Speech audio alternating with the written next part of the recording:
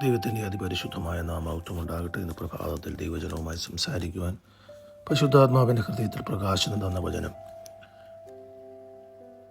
സങ്കീർത്തനം 33 അതിൻ്റെ 18-19 വാക്യം. യഹോവയുടെ ദൃഷ്ടി തൻ്റെ ഭക്തന്മാരുടെ മേലും തൻ്റെ ദയയ്ക്കായി പ്രത്യാശിക്കുന്നവരുടെ മേലും ഇരിക്കുന്നു. അവരുടെ പ്രാണനെ മരണത്തിൽ നിന്ന് വിടുവിപ്പാനും ക്ഷാമത്തിൽ അവരെ ജീവനോടെ രക്ഷിക്കുവാനും തന്നെ. 33 സങ്കീർത്തനം അതിൻ്റെ 14 വാക്യത്തിൽ നമ്മൾ 13-14 വാക്യത്തിൽ നമ്മൾ വായിക്കുന്നത്, യഹോവ സ്വർഗത്തിൽ നിന്ന് നോക്കുന്നു, മനുഷ്യപുത്രന്മാരെ ഒക്കെയും കാണുന്നു. അവൻ തൻ്റെ വാസസ്ഥലത്തുനിന്ന് സർവ്വഭൂവാസികളെയും നോക്കുന്നു. അപ്പം ദൈവം സ്വർഗത്തിൽ നിന്ന് നോക്കുന്നു. Praise the Lord. ദൈവത്തിൻ്റെ നോട്ടം ഈ ഭൂമിയിൽ, ഹല്ലേലൂയ സ്തോത്രം, മനുഷ്യപുത്രന്മാരെ സകല ഭൂവാസികളെയും ദൈവം ശ്രദ്ധിക്കുന്നുണ്ട്, ദൈവം നോക്കുന്നുണ്ട്. എന്നിട്ട് സ്തോത്രം സങ്കീർത്തനക്കാരൻ പറയുകയാണ്, സ്തോത്രം, ജയം പ്രാപിക്കുവാൻ, രക്ഷപ്പെടുവാൻ. ഒരു രാജാവിനെ സംബന്ധിച്ചിടത്തോളം സൈന്യ ബഹുത്വം, ഒത്തിരി സൈന്യമുണ്ട് എന്നുള്ളത് കൊണ്ട് ഒരു രാജാവ് ആ തൻ്റെ യുദ്ധത്തിൽ ജയിക്കുന്നില്ല. അതുപോലെ തനിക്ക് കുതിരയുണ്ട് എന്നുള്ളത് ജയത്തിന് കാരണമൊന്നുമല്ല. അപ്പം ജയത്തിന് കാരണം ഒരു രാജാവിന് ഒരു യുദ്ധത്തിന് പോകുമ്പോൾ കുതിരയോ അല്ല ഒത്തിരി സൈന്യമോ ഉണ്ട് എന്നുള്ളത് വെറുതെ, അതുണ്ട് എന്നുള്ളത് ജയം പ്രാപിക്കുന്നതിന് കാരണമല്ല. അതുപോലെ തന്നെ അടുത്തതായിട്ട് അദ്ദേഹം പറയുന്ന ഇങ്ങനെയാണ്, ഒരു വീരൻ അല്ലെങ്കിൽ ഒരു ഗുസ്തിക്കാരൻ, അവന് ആരോഗ്യമുണ്ട് എന്നുള്ളത് കൊണ്ട് സ്തോത്രം തൻ്റെ കുസ്തി മത്സരത്തിൽ താൻ ഒരുവനുമായി മല്ലുപിടിക്കുമ്പോൾ അവൻ രക്ഷപ്പെടണമെന്നുമില്ല. അപ്പോൾ ആരോഗ്യമാണ് മാനുഷിക ബുദ്ധിയിൽ ഒരു വീരന് തൻ്റെ എതിരാളിയെ ജയിക്കുവാൻ വേണ്ടത്. പക്ഷേ സങ്കീർത്തനക്കാരൻ പറയുകയാണ്, ആരോഗ്യം ഒരു വീരനെ സംബന്ധിച്ചോളം അവൻ ജയിക്കുവാൻ കാര്യമായ അതൊന്നുമല്ല. Praise the Lord. മറ്റൊന്ന് സ്തോത്രം, ഒരു രാജാവിനെ സംബന്ധിച്ചോളം ഭൗതികമായി നോക്കിയാൽ സൈന്യത്തിനെ ബേസ് ചെയ്താണ് രാജാവ് ജയിക്കുന്നതും തോൽക്കുന്നതും. എത്ര സൈന്യമുണ്ട്. Praise the Lord. അത് നമ്മൾ ഗിദെയോന്റെ കാര്യത്തിൽ കാണുന്നുണ്ട്. ഗിദെയോൻ നോക്കുന്നുണ്ട്, സ്തോത്രം, ലക്ഷക്കണക്കിന് മിദ്യാൻ അപ്പുറത്ത് നിൽക്കുകയാണ്. തൻ്റെ അടുക്കിലേക്ക് നോക്കുന്നുണ്ട് കേവലം 300 പേര് കൊണ്ട് എങ്ങനെ ഈ സ്തോത്രം കടൽക്കരയിലെ മണൽ പോലെ കിടക്കുന്ന ഈ മിദ്യാനെ ജയിക്കും? വളരെ പാടാ. പക്ഷേ ആ മിദ്യാന്റെ സൈന്യത്തിൻ്റെ ബഹുത്വം, ആ മിദ്യാൻ ആ യുദ്ധത്തിൽ ജയിച്ചില്ല എന്ന് കാണാം. അതുകൊണ്ടാണ് സങ്കീർത്തനക്കാരൻ പറയുകയാണ്, സൈന്യ ബഹുത്വം കൊണ്ട് രാജാവ് ജയം പ്രാപിക്കണമെന്നൊന്നുമില്ല. സ്തോത്രം. മിസ്രൈമിന് കുതിരയുണ്ടായിരുന്നു, രഥമുണ്ടായിരുന്നു. പക്ഷേങ്കിൽ അവിടെ നമ്മൾ നോക്കുമ്പോൾ പ്രൈസ് ദി ലോർഡ്, ഇസ്രായേൽ മക്കൾക്ക് കുതിരയില്ല, രഥവുമില്ല. സ്തോത്രം. കേവലം അവർ യോദ്ധാക്കളോ അല്ലെങ്കിൽ അങ്ങനെയുള്ള ട്രെയിനിങ് ഒന്നും അവർ പഠിച്ചില്ല. അവരാകെ ചെയ്തതെന്ന് പറയുന്നത് മണ്ണ് കുഴച്ച് കട്ടയുണ്ടാക്കുക മാത്രമേ ചെയ്തിട്ടുണ്ട്. പക്ഷേ പ്രൈസ് ദി ലോർഡ്, ഹല്ലേലൂയ, കുതിരയും രഥവും സ്തോത്രം പട്ടാളവുമുള്ള ആ ഫറവോന്റെ സൈന്യത്തിൽ നിന്ന് സ്തോത്രം ഇസ്രായേൽ ജനം രക്ഷ പ്രാപിച്ചു വരുന്നത് നമ്മൾ കാണുന്നുണ്ട്. സ്തോത്രം. അപ്പോൾ അവരുടെ ഇടയിൽ നമ്മൾ നോക്കിയാൽ കുതിരയും പ്രൈസ് ദി ലോർഡ് രഥവും സൈന്യവും ഒന്നും പ്രൈസ് ദി ലോർഡ് ആ യുദ്ധത്തിൽ അല്ലെങ്കിൽ ഇസ്രായേലിനെ പിടിച്ചു വെക്കുവാൻ ഫറവോന് കഴിഞ്ഞില്ല എന്നതാണ് സ്തോത്രം ഞാൻ ഈ പകൽക്കാലം പറയുവാൻ ആഗ്രഹിക്കുന്നത്. അപ്പോൾ ഇവിടെ ചിന്തിക്കുക, സ്തോത്രം, ദൈവം ഭൂവാസികളെ നോക്കുകയാണ്. സ്തോത്രം. ദൈവം സ്തോത്രം ഹല്ലേലൂയ മനുഷ്യപുത്രന്മാരെ നോക്കിയിട്ട് സ്തോത്രം ദൈവത്തിൻ്റെ ഹല്ലേലൂയ സ്തോത്രം ഹല്ലേലൂയ ദൃഷ്ടി തൻ്റെ ഭക്തന്മാരുടെ മേലിരിക്കുന്നു. തൻ്റെ ദയയ്ക്കായി ഹല്ലേലൂയ, ദൈവമേ എന്നെ രക്ഷിക്കണമേ എന്ന് ആഗ്രഹിക്കുന്ന ഒരുവന്റെ മേലേക്ക് സ്തോത്രം അവൻ്റെ ദൃഷ്ടി പതിക്കുകയാണ്. Praise the Lord. തൻ്റെ ഭക്തന്മാരുടെ മേൽ സ്തോത്രം, തൻ്റെ ദയയ്ക്കായി പ്രത്യാശിക്കുന്നവരുടെ മേൽ സ്തോത്രം ദൈവത്തിൻ്റെ നോട്ടം പതിക്കുക. എന്തിനാണ് പതിക്കുന്നത് എന്നത് സ്തോത്രം നമ്മുടെ കുറിവാക്യത്തിൽ നമ്മൾ വായിക്കുവാനിടയായി തീർന്നല്ലോ. സ്തോത്രം, അവരുടെ പ്രാണനെ മരണത്തിൽ നിന്ന് വിടുവിക്കുവാൻ, ക്ഷാമത്തിൽ അവരെ ജീവനോടെ രക്ഷിക്കുവാൻ. അപ്പോൾ വിടുവിക്കുവാനും രക്ഷിക്കുവാനും വേണ്ടി ദൈവത്തിൻ്റെ ദൃഷ്ടി ഭക്തന്മാരുടെ മേൽ, ഹല്ലേലൂയ, തൻ്റെ ദയയ്ക്കായി പ്രത്യാശിക്കുന്നവരുടെ മേലിരിക്കുന്നു.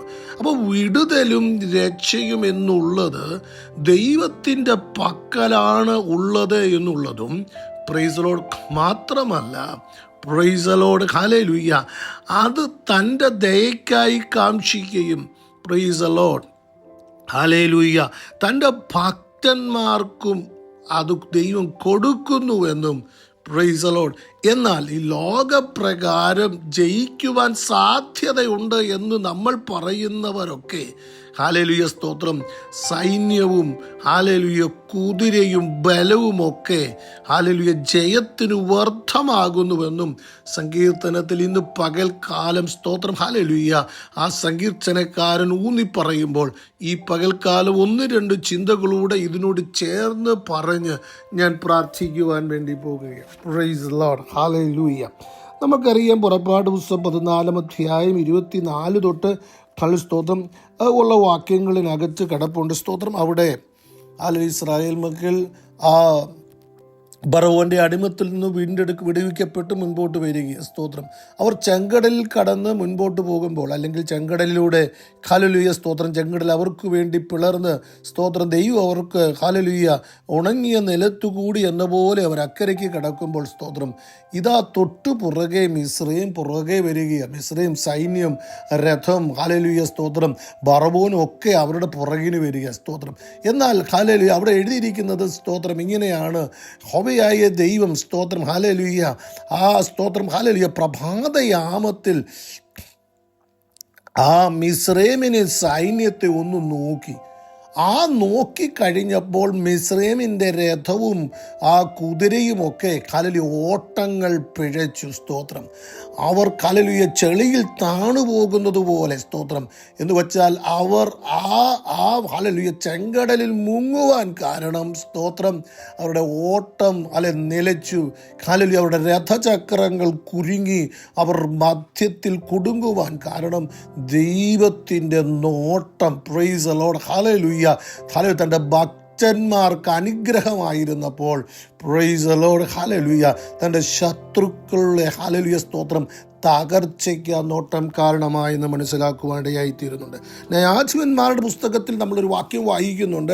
അതിങ്ങനെയാണ്, സ്തോത്രം, അവിടെ ഇങ്ങനെയാണ് വായിക്കുന്നത്. സ്തോത്രം, അതിൻ്റെ 6 അധ്യായം 14 വാക്യമുള്ള താഴോട്ടുള്ള വാക്യത്തിലാണ് നമ്മൾ ആ ഭാഗത്ത് കാണുന്ന ഒരു വാക്യമുണ്ട്. സ്തോത്രം, അതിങ്ങനെയാണ്, പ്രൈസ് ദി ലോർഡ്, ഗിദെയോൻ ആ സ്തോത്രം, ഇസ്രായേൽ, സ്തോത്രം, മക്കൾക്ക് വേണ്ടി യഹോവയായ ദൈവം, സ്തോത്രം, അവനെ മിദ്യാനിൽ വിടുവിക്കുവാൻ വേണ്ടി ഇറങ്ങിത്തിരിക്കുന്ന ഒരു കാലഘട്ടമുണ്ട്. സ്തോത്രം, അപ്പോൾ യഹോവയായ ദൈവം ഗിദെയോൻ്റെ അടുക്കൽ ചെല്ലുകയും ഗിദെയോൻ ദൈവത്തോട്, സ്തോത്രം, ഹല്ലേലൂയ, ഒത്തിരി ആർഗ്യുമെൻ്റ് അവിടെ നമുക്ക് കാണുവാനായിട്ട് കഴിയുന്നുണ്ട്. സ്തോത്രം, അവൻ ചോദിക്കുന്ന ഒത്തിരി ചോദ്യമുണ്ട്. സ്തോത്രം, യഹോവ നമ്മോട് കൂടെ ഉണ്ടായിരുന്നെങ്കിൽ ഇതൊക്കെ ഭവിക്കുമായിരുന്നു എന്നുള്ള കുറേ ചോദ്യങ്ങൾ ചോദിക്കുന്നുണ്ട്. പക്ഷേ ഈ ചോദ്യങ്ങളെല്ലാം, സ്തോത്രം, ചോദിച്ച്, സ്തോത്രം, ഗിദെയോന് ദൈവവുമായി, ദൂതനുമായുള്ള ഒരു സംവാദം അവിടെ കാണാൻ കഴിയും. പക്ഷേ ഹല്ലേലൂയ, സ്തോത്രം, അവനോട്, ഗിദെയോനോട് യഹോവയായ ദൈവം പറയുന്നൊരു കാര്യമുണ്ട്, ദൂതൻ പറയുന്നൊരു കാര്യമുണ്ട്. സ്തോത്രം, ഈ ബലത്തോടെ എന്ന് പറയുമ്പോൾ ഹല്ലേലൂയ, സ്തോത്രം, ദൈവം അവനെ നോക്കുകയാണ്. ആ നോട്ടത്തിൽ, സ്തോത്രം, ഗിദെയോൻ ബലം പ്രാപിക്കുന്നുണ്ട്. സ്തോത്രം, അവൻ ധൈര്യം പ്രാപിക്കുന്നുണ്ട്. സ്തോത്രം, അവൻ, സ്തോത്രം, ഹല്ലേലൂയ, എഴുന്നേൽക്കുന്നുണ്ട്. സ്തോത്രം, ആ ബലത്തോടെയാണ്, സ്തോത്രം, അവൻ മിദ്യാനി ഒരു മനുഷ്യനെ പോലെ തോൽപ്പിക്കുവാനിടയായിത്തീർന്നത്. പിന്നീട് നമ്മൾ മുൻപോട്ട് പോകുമ്പോൾ 1-2 പദങ്ങൾ, സ്തോത്രം, ഇതിനോട് ചേർന്ന് പറഞ്ഞ് ഞാൻ പ്രാർത്ഥിക്കുവാൻ വേണ്ടി ആഗ്രഹിക്കുക. നോക്കണം, സ്തോത്രം, പത്രോസിൻ്റെ ജീവിതമാണ്. ഒരു വാക്ക് നമുക്കൊന്ന് അവലോകനം ചെയ്യണം, ആ ഭാഗം വേണം. സ്തോത്രം, പത്രോസ്, സ്തോത്രം, ലൂക്കോസിന് സുവിശേഷം 22 അധ്യായം അതിൻ്റെ 61 വാക്യം മുതലുള്ള താഴോട്ടുള്ള ഭാഗങ്ങൾ നമ്മൾ വായിക്കുമ്പോഴാണ്, സ്തോത്രം, പത്രോസ് കർത്താവായ യേശു ക്രിസ്തുവിനെ, സ്തോത്രം, 3 പ്രാവശ്യം തള്ളിപ്പറയുന്ന ഒരവസ്ഥ നമുക്ക് കാണാം. സ്തോത്രം, തള്ളി 3-ാമത്തെ പ്രാവശ്യം താൻ, സ്തോത്രം, പ്രാകുവാനും ആണയിടുവാനും ഒക്കെ തുടങ്ങുമ്പോൾ, സ്തോത്രം, അവിടെ കാണുന്നത് ഇങ്ങനെയാണ്. സ്തോത്രം, കർത്താവിനെ നോക്കി. അവൻ നോക്കിയപ്പോൾ സ്തോത്രം പത്രോസ് പുറത്തിറങ്ങി പൊട്ടിക്കരഞ്ഞു. സ്തോത്രം. അവിടെ നമ്മൾ കാണുന്നത് എങ്ങനെയാണ് നോക്കണം. ഇവിടെ നമ്മൾ വായിച്ച ഈ സങ്കീർത്തനത്തിൻ്റെ ഭാഗത്ത് നിന്ന് ഒരു പദം ചേർത്ത് ഞാൻ പറയുവാൻ ആഗ്രഹിക്കുന്നു. ദൈവത്തിൻ്റെ നോട്ടം വിടുവിക്കുവാൻ വേണ്ടിയാണ്, രക്ഷിക്കുവാൻ വേണ്ടിയാണ്. എന്നാൽ ദൈവത്തിൻ്റെ നോട്ടം സ്തോത്രം ശത്രുവിന് അത് തകർച്ചയ്ക്കും നാശത്തിനും കാരണമാകുമ്പോൾ തൻ്റെ ഭക്തന്മാർക്കത് വിടുതലും സ്തോത്രം അനുഗ്രഹവും ആണ് എന്നത് ഈ പകൽക്കാലം പറയുവാൻ ആഗ്രഹം. 33 സങ്കീർത്തനത്തിനകത്ത് 2 മേഖലയാണ് നമ്മൾ കണ്ടത്. സ്തോത്രം അതിങ്ങനെയാണ്. സ്തോത്രം ഒരു കൂട്ടം ആളുകൾക്ക് രഥമുണ്ട്, കുതിരയുണ്ട്, ശക്തിയുണ്ട്. എന്നാൽ സ്തോത്രം യഹോവ ഭക്തന്മാർക്ക് ഇവയൊന്നുമില്ല. അവർക്കാകെ ഉള്ളത് സ്തോത്രം ദൈവത്തിൻ്റെ ദൃഷ്ടിയാണ്. ദൈവത്തിൻ്റെ നോട്ടം സ്തോത്രം നമ്മുടെ മേലുണ്ടെങ്കിൽ രഥമോ കുതിരയോ സ്തോത്രം മാനുഷിക ശക്തി ഒന്നും നമുക്ക് ആവശ്യമില്ല. കാരണം സ്തോത്രം അത് വിടുവിക്കുന്ന നോട്ടമാണ്, അത് നമ്മെ രക്ഷിക്കുന്ന നോട്ടം. സ്തോത്രം അത് സ്തോത്രം ബറവോന് രഥമുണ്ടായിരുന്നു, കുതിരയുണ്ടായിരുന്നു, സൈന്യമുണ്ടായിരുന്നു. പക്ഷേ ഇസ്രായേൽ മക്കളെ പിടിച്ചു വെക്കുവാനോ അവരെ സ്തോത്രം അടിമത്തത്തിൽ എന്നേക്കും ഇടുവാനോ കഴിഞ്ഞില്ല. കാരണം സ്തോത്രം ദൈവത്തിൻ്റെ ദൃഷ്ടിയും നോട്ടവും അവർക്ക് അനുകൂലമായി, അവരെ വിടുവിക്കുവാൻ അനുകൂലമായി നിന്നു. സ്തോത്രം എന്നാൽ ബറവോൻ സ്തോത്രം അവരുടെ പുറകെ ചെല്ലുന്നു. എന്നാൽ പ്രഭാതയാമത്തിൽ ദൈവം അവരെ നോക്കുമ്പോൾ സ്തോത്രം അവർക്ക് തകർച്ചയും നാശവും ഒക്കെ അവിടെ കാണുവാനിടയായി തീർന്നു. സ്തോത്രം. അതുപോലെ തന്നെ ഗിദെയോന്റെ ജീവിതത്തിൽ സ്തോത്രം ഭയപ്പെട്ട് മിദ്യാനെ ഭയപ്പെട്ട് നാളുകളായി കഴിഞ്ഞുകൂടുക. എന്നാൽ സ്തോത്ര ഒരു ദിവസം ദൈവം ദൈവത്തിൻ്റെ ഇടപെടലുകൾ അവൻ്റെ ജീവിതത്തിലേക്ക് ഇറങ്ങി വരുമ്പോൾ അവൻ ഭയത്തിന് അടിമയായിരുന്ന ദൈവം അവനെ രക്ഷിക്കുന്നതായിട്ട് കാണുവാനിടയായി തീർന്നു. ദൈവം അവനെ രക്ഷിക്കുവാൻ പ്രാപ്തിയുള്ളവനാക്കി തീർക്കുന്ന ദൈവത്തിൻ്റെ നോട്ടം കൊണ്ട് ദൈവം അവനെ നോക്കി. അവൻ ബലമുള്ളവനായി, ധൈര്യമുള്ളവനായി. സ്തോത്രം. പിന്നീട് ഗിദെയോൻ സ്തോത്രം ആ മിദ്യാനികൾ ഒറ്റ മനുഷ്യനെ പോലെ തോൽപ്പിക്കുവാൻ കാരണമായി തീർന്നത് ദൈവത്തിൻ്റെ ദൃഷ്ടി അവൻ്റെ മേൽ വിടുതലായി ഇറങ്ങി വന്നു എന്നുള്ളത്. ഭയത്തിൻ്റെ അടിമയായിരുന്ന അവൻ്റെ ജീവിതത്തിലേക്ക് ആ ഒരൊറ്റ നോട്ടം മതിയായിരുന്നു ധൈര്യമുള്ളവനായി തീരുവാൻ. Praise the Lord. പത്രോസിൻ്റെ ജീവിതത്തിൽ ദൈവത്തിൻ്റെ ആ നോട്ടം അവൻ എന്നേക്കും നശിച്ചു പോകേണ്ടവനായിരുന്നു. സ്തോത്രം. ഒരിക്കലും മടങ്ങി വരാൻ കഴിയാത്തവനായിരുന്നു, ഒരിക്കലും മടങ്ങി വരുവാൻ സാധ്യതയില്ലാത്തവനായിരുന്നു. എന്നാൽ കർത്താവിൻ്റെ നോട്ടം അവൻ്റെ ജീവിതത്തിലേക്ക് സ്തോത്രം വന്നപ്പോൾ അവൻ മാനസാന്തരത്തിന് കാരണമാകുകയും അതവൻ്റെ ജീവിതത്തിൽ സ്തോത്രം പിൽക്കാലങ്ങളിൽ സ്തോത്രം കർത്താവിൻ്റെ സ്തോത്രം സേവിക്കുവാൻ, അനേകരെ കർത്താവിലേക്ക് നയിക്കുവാൻ ആ ഒരൊറ്റ നോട്ടം മതിയായിരുന്നു. സ്തോത്രം. എൻ്റെ ജീവിതത്തിലെ കുറ്റബോധത്തിന് ദൈവത്തിലേക്ക് തിരിയുവാൻ ആ നോട്ടം മതിയായിരുന്നു. ഇന്ന് പകൽക്കാലം ദൈവമക്കളെ ദൈവത്തിൻ്റെ ദൃഷ്ടി നമ്മുടെ മേൽ വിടുതലായി രക്ഷയ്ക്കായിരിക്കുവാൻ നമ്മെ തന്നെ ഏൽപ്പിച്ചു കൊടുക്കാം. നാം പലപ്പോഴും ഈ ലോകത്തിലെ ശക്തിക്കും അതിൻ്റെ ബുദ്ധിക്കും അതിൻ്റെ ചിന്തയ്ക്കുമൊക്കെ നമ്മുടെ നോട്ടം വിട്ടുകൊടുത്തിരിക്കുന്നു. എന്നാൽ പകൽക്കാലം ദൈവം പറയുന്നു അതിലേക്കല്ല നമ്മുടെ നോട്ടം പോകേണ്ടത്, ദൈവത്തിലേക്ക് നമുക്ക് നോക്കാം. കാരണം അവൻ്റെ ദൃഷ്ടി തൻ്റെ ഭക്തന്മാർക്കും തൻ്റെ ദയയ്ക്കായി കാംക്ഷിക്കുന്നവരുടെ മേലും ഇരിക്കുന്നു. എന്തിനാ? അവരെ വിടുവിക്കുവാൻ, അവരെ രക്ഷിക്കുവാൻ. ഇന്ന് പകൽക്കാല മേഖലയിൽ കർത്താവ് നമ്മളെ അനുഗ്രഹിക്കട്ടെ. ജനത്തിനു വേണ്ടി പ്രാർത്ഥിക്കുന്നു. പരിശുദ്ധനായ ദൈവമേ, നിത്യനായ കർത്താവേ, ഈ പ്രഭാതം ജനത്തിന് അനുഗ്രഹത്തിന് പ്രഭാതമാകണമേ. 33 സങ്കീർത്തനം കർത്താവെ ഞങ്ങൾ വായിച്ച് ധ്യാനിച്ചപ്പോൾ ഞങ്ങൾ ഇങ്ങനെയാണല്ലോ ധ്യാനിച്ചത്. കർത്താവെ, നിന്റെ ദൃഷ്ടി ഭക്തന്മാരുടെ മേലും തൻ്റെ ദയയ്ക്കായി കാംക്ഷിക്കുന്നവരുടെ മേലും വിടുവിക്കുവാനും രക്ഷിക്കുവാനും ഇരിക്കുന്നുവെന്ന്.